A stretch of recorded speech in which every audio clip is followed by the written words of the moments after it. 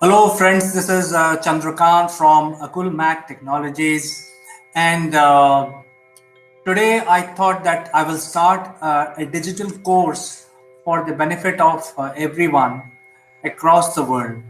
And the reason behind starting this course is really increasing the literacy around the digital arena. So, as we know that the world is moving towards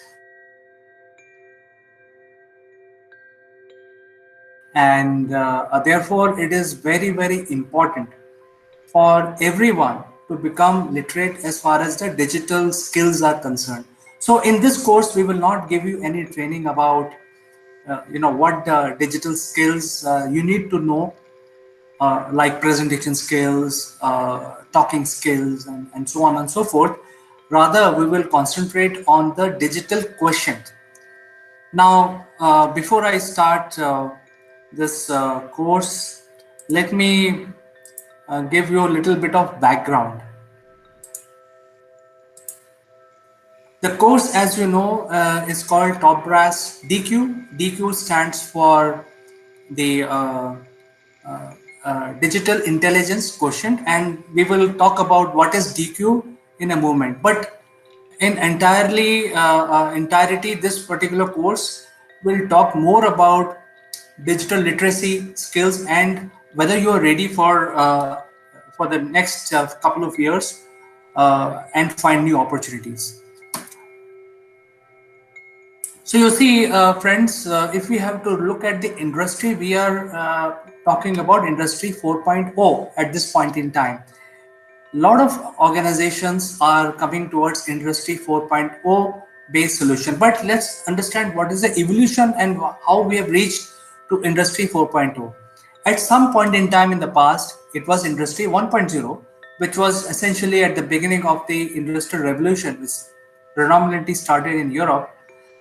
In those days, the success of individual was entirely dependent on the physical skills, how much strength you have, what is your endurance from the physical standpoint. And that is why the success was largely dependent on whether this person can physically exert himself, and that translated, or that quality of humans translated into creating industry which is 1.0. And that industry 1.0 reigned starting from 1700 roughly to about 1850. And in 1850, when people started becoming more inclined towards mathematics and physics, and some of these, developing music, which also require a lot of skills. So they actually the mind power started coming in a big way, and that mind power essentially started in 1850, where people started using their mind and their intellect to started inventing things. So the era of discoveries and inventions started much before 1850, but let's say for the simplicity it's 1850 onwards. And from that point in time, all these new skills which are coming out from thinking process of human beings laid the foundation of Industry 2.0, which again reigned for a couple of years.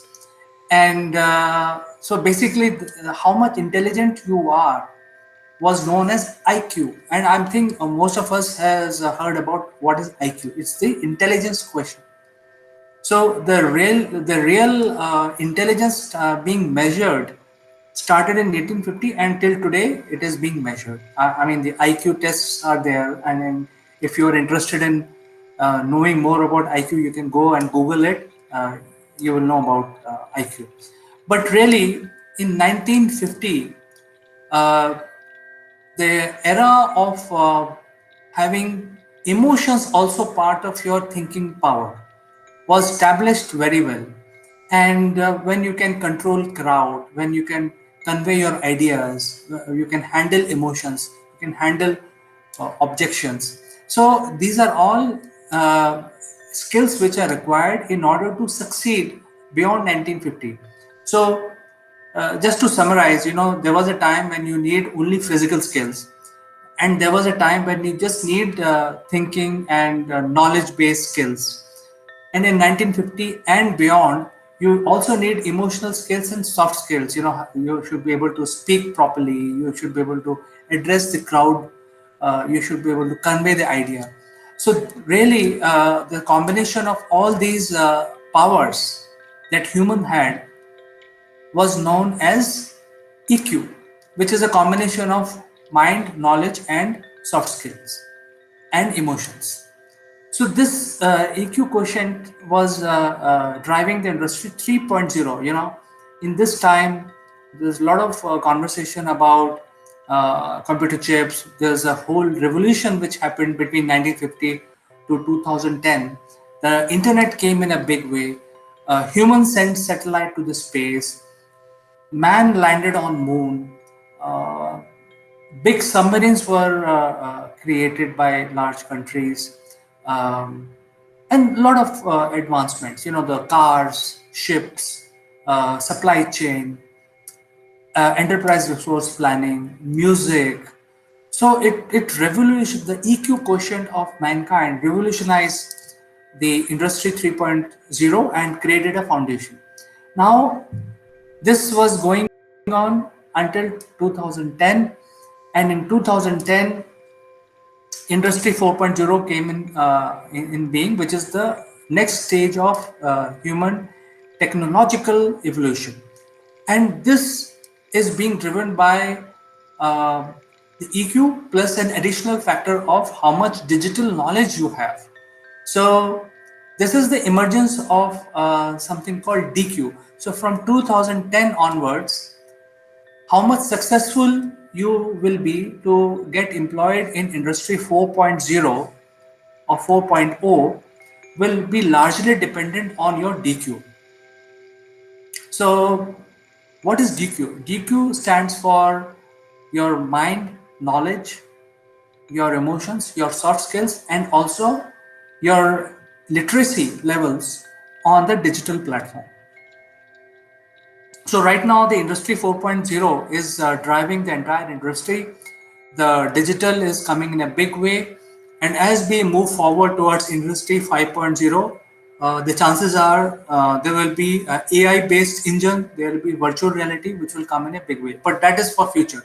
But for next 10 years, DQ plays a major role. So every human being has to ensure that they have a higher DQ in order to stay relevant for next 10 years and develop skills which are employable in the industry 4.0.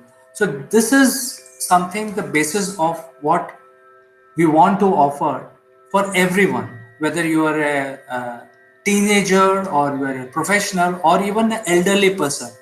Everyone has to increase their DQ, and this course will open up the thought process of everyone, and they will push to attain higher DQ. So what are the risks if you do not have a DQ? So the if you don't have the DQ, there are a lot of threats. I mean, apart from a threat which is that you are not relevant and you may not be employable after some time, but then there are threats which are related to children. So, their abuse can happen on the internet, because internet is being utilized by everyone today. Uh, your banking is happening through internet. Uh, your supply chain is happening through internet. Your retail business, your groceries are all going on the internet platform, and also the education. In fact, the court system, legal system is also moving towards the digital arena. The tradition of court is usually was the lawyer will stand in front of judge. All that is moving towards on a video conferencing platforms. Then your taxation is moving towards the digital world, and also the education. So the first party which is affected by this transition is the children, because they are studying not in the classroom, they're studying in a class, but the class is virtual class. They along with their students, their fellow students, they actually attend the class through an online platform, and therefore they expose themselves for online abuse, some sort of addiction, some sort of digital information, fake news, also sometimes invasion to their privacy, because if they are not aware or if they don't have the right skills to control the internet using their DQ, they will be under a lot of threats. There are other things which we can talk about, and we will address those issues during this course. Then the identity theft. This is a very big risk. It's basically you're losing your identity and somebody else assumes your identity. So since you're on the internet, the physical appearance has to be exactly replicated on the internet, on the platforms. So if you don't have that kind of DQ, so that you can control your physical, uh, match your physical presence with your internet-based presence, there is a chance that your identity can be stolen, can be misused, and you will suffer because of that. Or the person whose identity has been stolen will have to suffer the consequences of this. And the last risk is cybercrime. So cybercrime is basically like a war at this point in time, where um, this crime can be committed using internet against a person or a company or a corporation or even a country. You can actually wage a war electronically, digitally on a country to spoil their finances, to create a narrative. You can influence an election, which will then change the direction in which the country is moving. So there are a lot of risks associated with not having adequate DQ in humans. So, what are the real problems that we need to focus on? The real problems are really, first, you have to become a digital citizen of the world. That means whatever you are in the physical form, the same has to be replicated in the digital arena. And there is increasing need for orientation programs to make you aware how you can become a better digital citizen. That means you should be able to uh, be literate to use different systems which are available, like gaming, banking, taxation, purchasing, supply chain, order management, thousand other things. TV programming, watching some sort of content, and so on. So everything has to be done by your identity, and you have to control your identity so that it should not be misused. Second is the opportunity. So more and more people are now uh, realizing that the digital skills are paramount. Even the large corporations will employ people with higher digital skills. So digital creativity is very important. Digital creativity is something which will make the adult population relevant in their job arena. And last but not the least, the problem is the competitiveness. Now, everybody is, there was a time when you had to physically compete with each other in a classroom or in a job, for promotions, for making money, for raising funds. But all of that has now moved to digital arena, where being you have to raise funds in a digital platform. You have to you have to study using digital platform. You have to present yourself in digital platforms. So there is a lot of competition which is growing on the internet. So these are the problem statements, and higher DQ will give you solution to succeed. For example, if you are a good digital citizen with higher DQ, then you will learn to live in a digital environment safely, responsibly, and also use technology in a very optimum manner. Next one is digital creativity, which will give you uh, ability to turn your ideas into reality using digital platforms. So if you have a digital bent of mind, you have a higher DQ, you will be more creative. You will be able to come out with opportunities for yourself and for your people within your group or your employees, and generate revenue for everyone. And the last is the digital competitiveness. So since the competition is happening, on the internet today. Everything is moving on to internet. Even the media has moved to internet. All your TV channels are coming through network. Um, no longer the time have gone that you need to read any max or a newspaper. Today you read everything on the internet. So higher DQ will propel you further to become a much more smarter entrepreneur and basically create your impact. So these are the things which will higher DQ will give you. And in order to increase your DQ, see, I am telling you that we are not going to give you any digital training in this program. We will only focus on increasing your literacy around the digital intelligence question. So we have divided this course into 24 different chapters so that by end of every chapter, expert in that particular uh, quality, and you move towards becoming more literate and have a higher DQ. So starting with digital identity, what are the ways you can actually control your identity, and introduce you what is digital identity and how you can protect yourself. Going forward, how to use technology, because if you keep clicking everywhere, the chances are that there are a lot of viruses and malware may infect and probably create a risk environment for you. The third chapter is about cybersecurity, and the cybersecurity can be affected. You can be affected by cybersecurity because of the behavior. Sometimes there are some behavioral aspects that you don't even look at it. So in that chapter, we will cover about that. Then there is something called personal cybersecurity. So in chapter 4, we will cover that.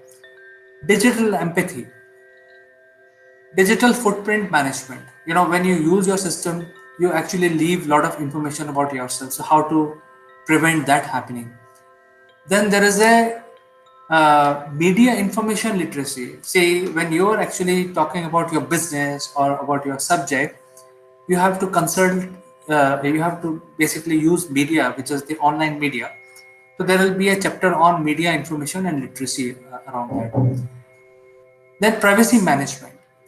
Then there is a co-creator identity. Sometimes you and your colleague both become creator of something, and then what is your identity and also the co-creator identity is important, which will give you higher DQ.